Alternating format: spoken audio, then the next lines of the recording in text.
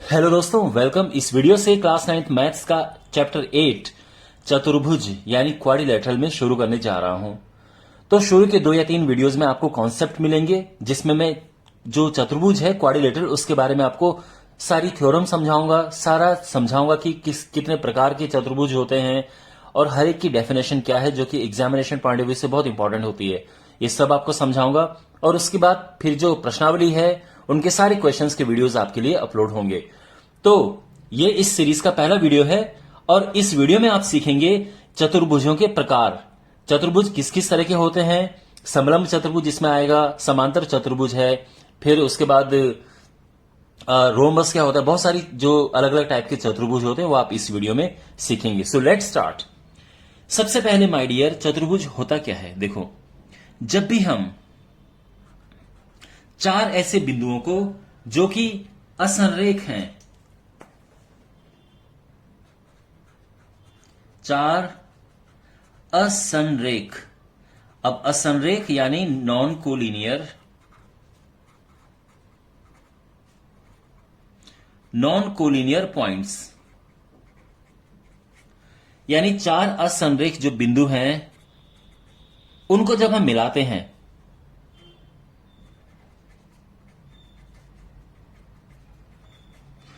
तो चतुर्भुज बनता है।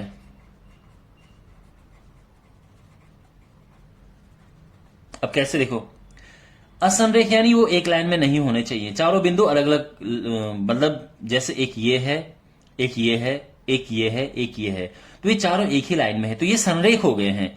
असंरेख कैसे होंगे कि एक ये है, एक ये है, एक ये है और एक ये है, तो अगर आप इन्हें मिलाएंगे तो ये हो जाएंगे, ये बनेगा चतुर्भुज, ये बन गया क्वाड्रिलेटरल। ठीक है। और वैसे क्वाड्रिलेटरल इस तरह का भी बनता है, यानी कहने को ये भी क्वाड्रिलेटरल है, लेकिन इस चैप्टर में आपके पास केवल इस तरह के क्वाड्रिलेटरल्स हैं, ऐसे नहीं है। ओके। और ये जो बिंदु है ये सारे असंरेख होने चाहिए, ऐसा नहीं कि 3 बिंदु एक लाइन में हो और एक बिंदु ऐसा हो, क्योंकि इससे अगर आप बनाएंगे तो एक त्रिभुज टाइप का बन जाएगा। तो इसीलिए 3 पॉइंट भी एक लाइन में नहीं होने चाहिए, और यानी चारों बिंदु असंरेख होने चाहिए इस तरह से, और उनको ज्वाइन करेंगे तो एक क्वाड्रिलेटरल यानी चतुर्भुज बनता है। दूसरी परिभाषा इसके आप ये दे सकते हैं कि 4 लाइन सेगमेंट्स को, यानी 4 रेखाखंड को जब आप आपस में मिलाते हैं और एक क्लोज्ड फिगर बनता है, एक बंद आकृति बनती है, तो चतुर्भुज होता है। तो चतुर्भुज की डेफिनेशन आपको समझ आ गई। अब मैं आपको अलग अलग टाइप के चतुर्भुज बताता हूं। सबसे पहला जो क्वाड्रिलेटरल है वो ऐसा है, मैं इसकी बात कर रहा हूं, ये ए बी सी डी, इसमें ये रेखा और ये रेखा आपस में समांतर हैं। केवल एक रेखा, एक रेखाओं का जो एक रेखाखंड का युग्म, यानी केवल एक पेयर ऑफ ऑपोजिट साइड्स, यानी जो ये भुजाएं हैं, देखो ये 4 भुजाएं हैं, एक भुजा ये है, एक ये है, एक ये है, एक ये है, और 4 ही इसमें कॉर्नर्स हैं, शीट्स हैं। तो आमने सामने की केवल एक पेयर ऑफ साइड्स का जब एक दूसरे के समांतर होता है तो उसको हम कहते हैं समलंब चतुर्भुज।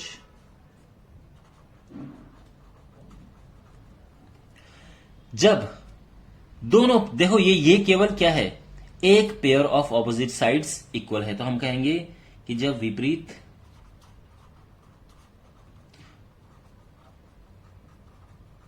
भुजाओं का एक युग्म समांतर होता है,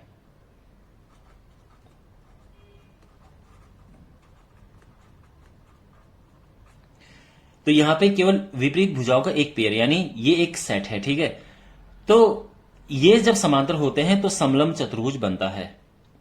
अब यहां पर अगर मैं क्या करूं कि दोनों पेयर, यानी ये, जैसे ये है ए बी सी डी, तो अगर ये आपस में समांतर हैं और ये आपस में समांतर हैं, तो ये बन जाएगा एक समांतर चतुर्भुज।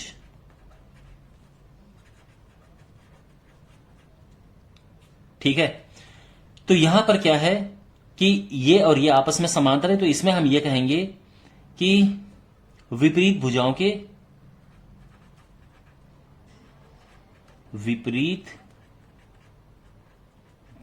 के दोनों युग्म समांतर होते हैं।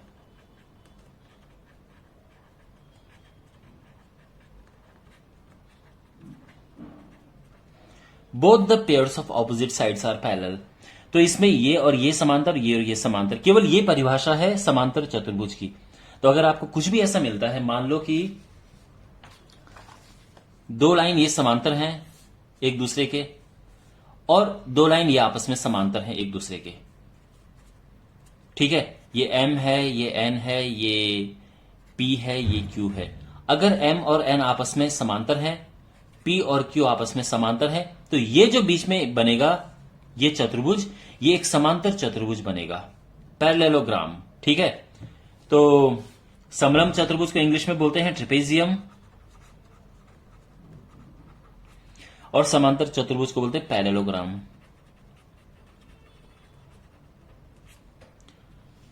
ठीक है।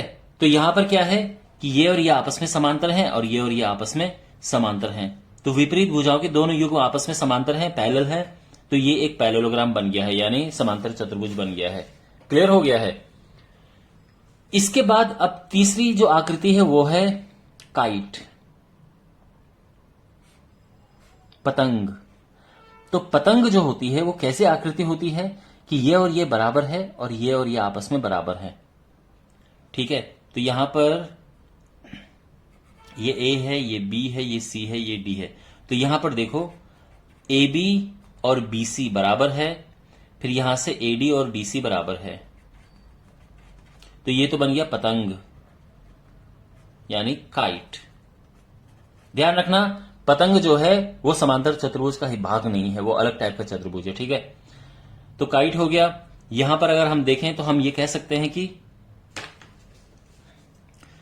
जो AB है ये समांतर है DC के, ये और ये आपस में समांतर हैं, और AD और BC आपस में समांतर हैं, AD और BC आपस में समांतर हैं।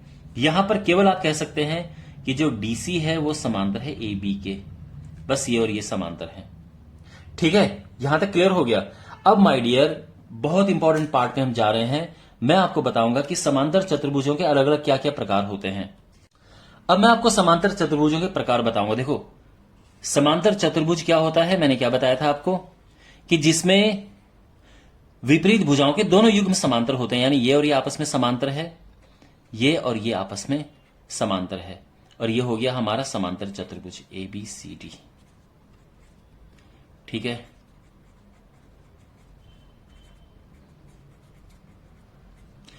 अब अगर मैं इसका एक एंगल इसका 90 बना दूं तो क्या बन जाएगा। तो अगर समांतर चतुर्भुज का एक एंगल 90 बन जाएगा तो सारे 90 बन जाएंगे, तो वो बन जाएगा आयत, रेक्टेंगल।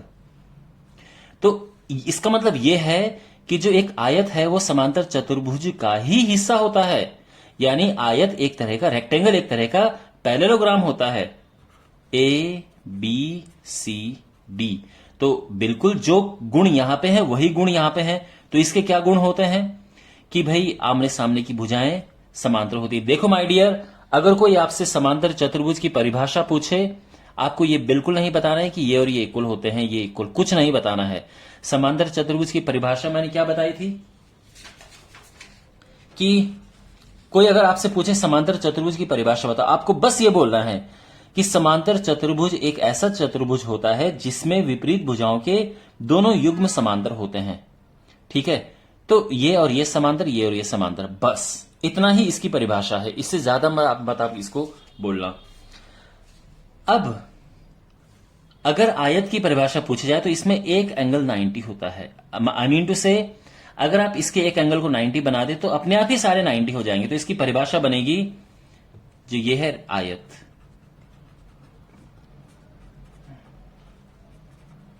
रेक्टेंगल। तो इसमें ये भी एक दूसरे के समांतर हैं। तो इसमें आप कहेंगे, देखो इसकी अगर परिभाषा देनी है तो क्या होगा कि आयत एक प्रकार का, आयत एक ऐसा समांतर चतुर्भुज है, आयत एक ऐसा समांतर चतुर्भुज है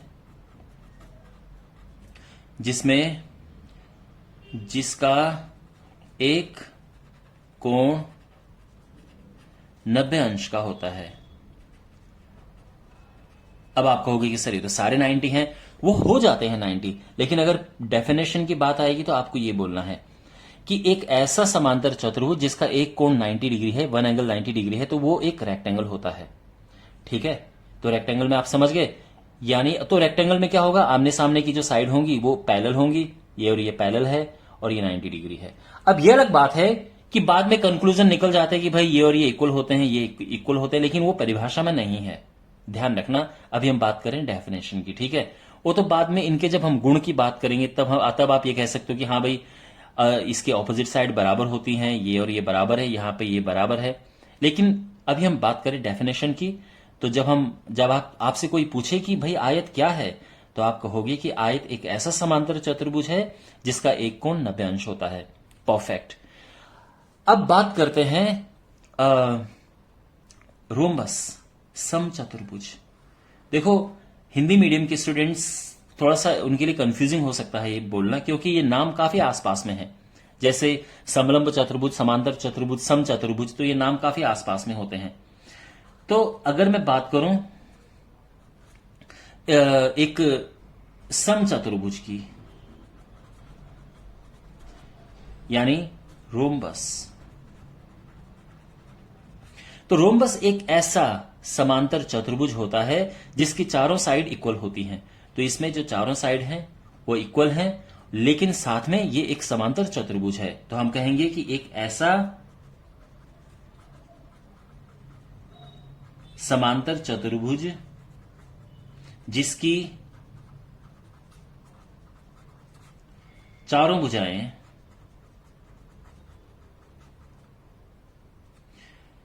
बराबर होती हैं।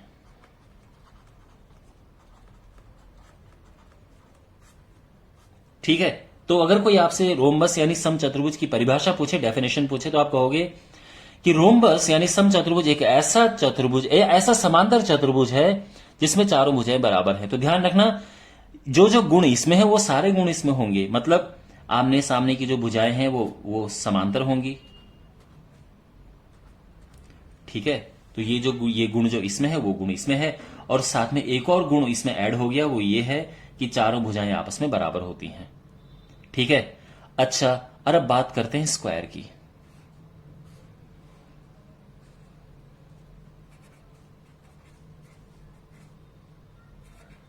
वर्ग। स्क्वायर की डेफिनेशन अलग अलग तरह से बन सकती है, लेकिन जो मेन डेफिनेशन है मैं उसकी बात करता हूं। देखो, एक वर्ग क्या होता है माय डियर, इसमें चारों भुजाएं इसके बराबर होती हैं और ये एंगल 90 होता है। तो आप कहोगे कि ऐसा समांतर चतुर्भुज जिसकी चारों भुजाएं बराबर हों और एक एंगल 90 डिग्री हो, उसको हम वर्ग कहेंगे।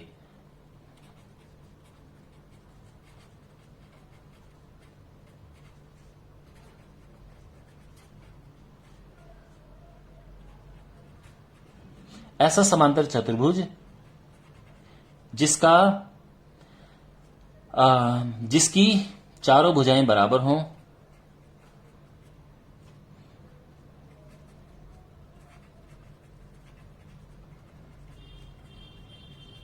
और एक कोण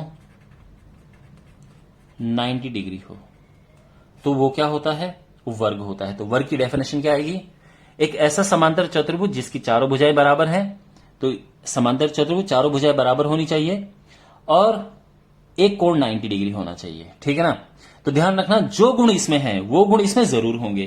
तो इसमें क्या गुण है कि भाई आमने सामने की जो भुजाएं हैं वो पैरेलल हैं, तो ये गुण तो इसमें बिल्कुल है, तो इसके गुण इसमें होंगे, लेकिन साथ में कुछ और भी गुण इसमें ऐड हो गए हैं। ठीक है, वैसे अगर आप चाहो तो इसकी मदद से भी इसकी परिभाषा बना सकते हो। कैसे भाई, इसमें और इसमें क्या फर्क है, इसमें और इसमें एक यही अंतर है कि इसमें ये 90 नहीं है और ये 90 है। तो आप ये कह सकते हो कि वर्ग एक ऐसा समचतुर्भुज, ऐसा रोम्बस होता है जिसका एक कोण 90 अंश है। क्योंकि फिर आपको चारों भुजाएं बराबर बोलने की जरूरत नहीं है, क्योंकि वो पहले से ही बराबर हैं। तो अगर आपको यहां से ये करना है तो बिल्कुल आप कर सकते हैं ये। तो यानी जो एक वर्ग है वो एक तरह का रोम्बस भी होता है। तो ध्यान रखना, अगर आपको परिभाषा यहां से बोलनी है इसकी, तो आप बिल्कुल बोल सकते हो। तो क्या होगा, वर्ग एक ऐसा समचतुर्भुज यानी ऐसा रोम्बस है जिसका एक कोण 90 होता है। तो एक 90 होगा तो सारे 90 हो जाएंगे, और ये तो बराबर है ही, ये तो इक्वल है ही पहले से ही। ठीक है, अगर आप चाहो तो इससे भी इसकी परिभाषा बना सकते हो। कैसे? इसमें और इसमें क्या अंतर है? देखो, इसमें और इसमें आमने सामने की भुजाएं समांतर हैं, वो बिल्कुल है। सारे अंदर के 90 डिग्री हैं, वो भी बिल्कुल सही है। एक गुण इसमें यह है कि अगर हम चारों भुजाओं को बराबर कर दें तो ये मिल जाएगा। तो आप क्या कहोगे कि वर्ग एक ऐसा आयत होता है जिसकी चारों भुजाएं बराबर हों। बस इतना काफी है, तो डेफिनेशन बन जाए। कहने का मतलब ये है, देखो बच्चों, मैं आपको ये क्यों समझा रहा हूं।